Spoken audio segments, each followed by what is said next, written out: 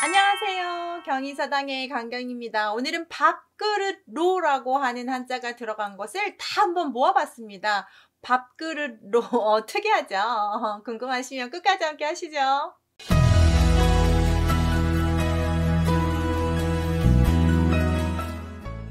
경리서당 책 있으신 분들은 189쪽에서 191쪽까지 정리해놨으니까 함께 보시면 재밌을 것 같고요. 없으신 분은 화면 보셔도 아주 재밌게 제가 쉽게 외울 수 있게 했어요. 함께 하시죠. 시작합니다. 우리 보통 밥그릇로라고 부르는데요. 진짜 성씨로로 좀 유명하죠. 화로로, 갈대로, 강이름로, 두곡로. 여기까지는 알겠는데 두곡로 올라가니까 좀 모르겠죠. 도르래로 오두막집려 이제 려로 바뀝니다. 낙으려, 생각하려, 펼텨까지 배우실 텐데 이 뒤로 갈 때는 좀 모양이 비슷해서 는 거라고 생각하시면 좋겠습니다. 모아서 한번 익혀봐요. 밥그릇노라고 제가 설명을 했죠. 원뜻은 그렇지만 흔히 우리 성씨 로씨로 좀 유명하죠. 노무현 대통령과 노태우 대통령 때 이름 쓰실 때 이렇게 우리 정말 이 노씨 성씨로 노씨 집안에 대통령이 2명이나 나오셨으면 대단한 집안인데요. 먼저 좀 파자 좀 할게요. 윗부분에 있는 한자가 호랑이 호자고요. 아랫부분은 호랑이 있는 호피무늬로 보고요. 아랫부분은 진짜 그릇 모양입니다. 그래서 무늬가 있는 그릇이라고 외우시면 좋겠습니다. 무늬가 있는 그릇. 어디 보니까 화로 그릇이다 라고 생각을 한대요. 화로 아시죠? 불 지피는 그릇이요. 그래서 호랑이 호자가 여기로 로 발음으로 된 걸로 이해를 해야 된다라고 설명을 많이 합니다. 그래서 호랑이 무늬가 있는 아주 호랑이 호피 무늬처럼 줄무늬들이 있는 그런 그릇으로 보시면 좋겠고, 원래는 이렇게 성씨 로보다 밥그릇 로인데 성씨 로가 갖다 쓰는 가차죠. 유명한 여러분 제가 책에도 냈듯이 노생지몽이나 한단지몽 같은 이런 뜻을 가진 노생이라는 사람이 꿈을 꾸었는데 꿈을 꾸고 난 다음에 깨어보니까 인생이 아주 허무함을 느꼈다, 이런 고사성어처럼 성씨로 쓰는 경우가 훨씬 많으니까 그렇게 아시면 되겠습니다.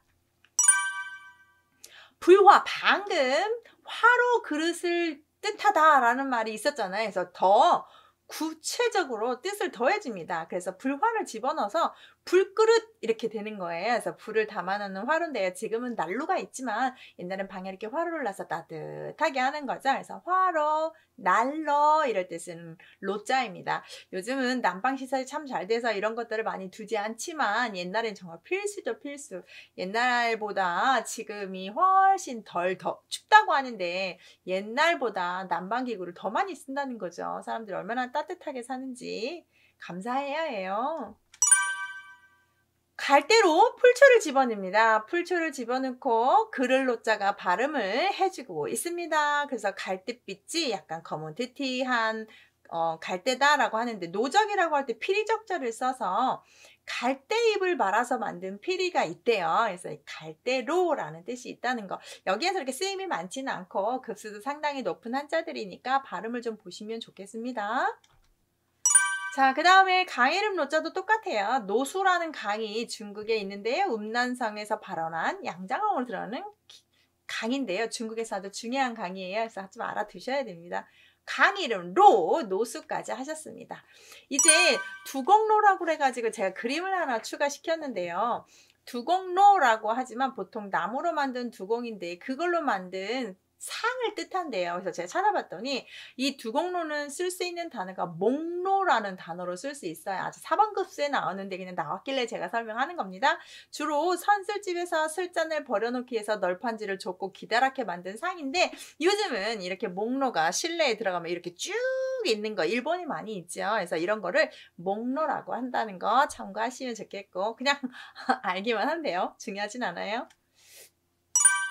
도르래로자도 엄청 어려운 건데 두 가지로 해석을 합니다. 먼저 수레차, 수레바퀴같이 뭔가 굴려서 했다는 건데요. 그릇 만들 때 사용하는 수레바퀴처럼 돌아가는 도르래를 뜻하는데요. 두 가지로 쓴대요. 이렇게 이 도르래 록자와 도르래 로자를 해서 농로라고 하는데 도자기 만드신 분들은 아시죠? 그래서 이 물레를 농로라고 하고, 또는 그 정력에 있었던 거중기에서 이렇게 도르래 여기 있죠? 도르래를 이렇게 사용해서 뭔가 거중기로 사용할 때 이게 돌려야 물건이 올라갔다 내려갔다 할 거 아니에요. 그래서 여기는 지금 우산 때 얘기했지만 이런 것도 다시 농로라고 한다는 거 그림을 좀 보시면 좋겠다 싶어서 수레바퀴처럼 돌아가는 그릇들을 생각하시면 되겠어요. 어렵죠? 근데 오두막집 여자는 쉬워요. 여러분 아시잖아요. 그를로자에다가 이렇게 쓰는데 원래 거물려라는 뜻 있다고 했죠. 그래서 여기서 거무튀튀한 게 볕단으로 지었는데 그것도 다시 새롭게 형편이 안 돼서 몇 년 묵은 비바람 맞은 그런 집이 오래되면 검정색이 되잖아요. 그래서 오두막집 여자 같은 경우는 집이고 거무튀튀한 지붕을 가진 집입니다. 화로를 피워놓은 오두막집 이것도 뭐 얼마나 피울 수 있겠습니까? 이게 이 그른로자를 좀 활용하고 싶어서 제가 만든 말이고요. 삼고초려로 유명하죠. 중국 삼고초렴 정말 대단한 인재를 모셔올 때 어떤 허름한 집이어도 여러 번 가서 그분을 모셔오는 이야기인데 유비가 제갈량 모셔온 이야기인데 그림이 하나 있어요. 이렇게 여기가 이제 허름한 제갈량 사는 집이고 유비가 관우장비 데리고 와서 좀 같이 해달라라고 하는 이제 뭐 시녀나 되겠죠. 그래서 좀 그림 하나 갖다 놨습니다. 이해하기 편하시게. 그래서 인재를 맞아들일 때 참을성 있게 노력해서 꼭 모셔온다는 게 삼고초려 했다. 이렇게. 낙이려자를 한번 볼게요. 말마에다가 거물로자인데 검은빛나는 낙인데요. 당나귀 이렇게 작은 말을 당나귀라고 하고 열화라고 해서 노세라라고 하는데요.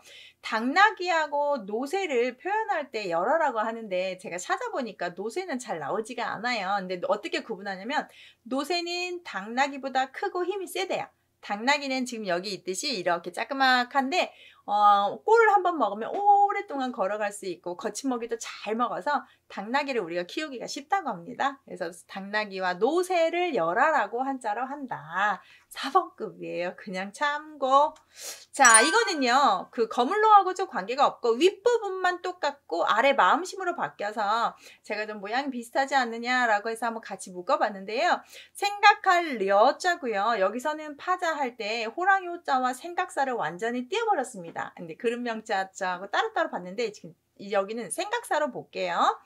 호랑이를 무섭게 생각하고 걱정한다. 이 생각할 여자는 생각 자체가 걱정 생각할 때만 씁니다. 따라서 염려하다, 고려하다, 우려하다, 걱정하는 생각이에요. 그래서 옛날에는 호랑이가 사람들이 사는 인가까지 내려와서 사람을 해치기 때문에 호랑이를 상당히 무서워하고 호랑이를 어떻게 피할까? 호랑이가 안 오게 어떻게 할까? 이렇게 했다고 하잖아요. 그래서 호랑이를 어떻게 처리할 건지 걱정하는 색감기라고 외우시면 좋겠네요. 앞에다가 손수를 집어넣는데 정말 어려운 한자예요. 펼터인데 근데 일상용에서 또 씁니다. 터득하다. 여러분 지금 제가 계속 이런 형식의 방법으로 한자 외우기를 좀 알려드리니까 터득하고 계시죠? 그런 거예요. 손수에다가 생각녀를 집어넣어서 생각이 펼쳐져 있었어요. 그래서 내가 점점점 생각을 하다가 깨닫게 되었어요. 터득하게 되었어요. 그래서 깊이 생각하여 이치를 깨닫는 걸 터득이라고 하는데요. 생각하다가 발음까지 바뀌어서 창의적으로 터자로 바뀝니다. 여러분 이게 려 발음인데 터 발음하기 쉽지 않아요. 그래서 여기는 형성자가 아니라고 보시는 게 좀 편할 것 같아요. 손수와 생각을 결합해서 내가 직접 생각하고 터득하다. 펼쳐 보이다. 그래서 터득할 때 쓰는 터자입니다. 어렵죠? 이것도 제일 높은 급수입니다. 자, 오늘은 이렇게 밥그릇로 들어가는 한자 배우셨습니다. 다음에 또 재밌는 거 보여드릴게요. 감사합니다.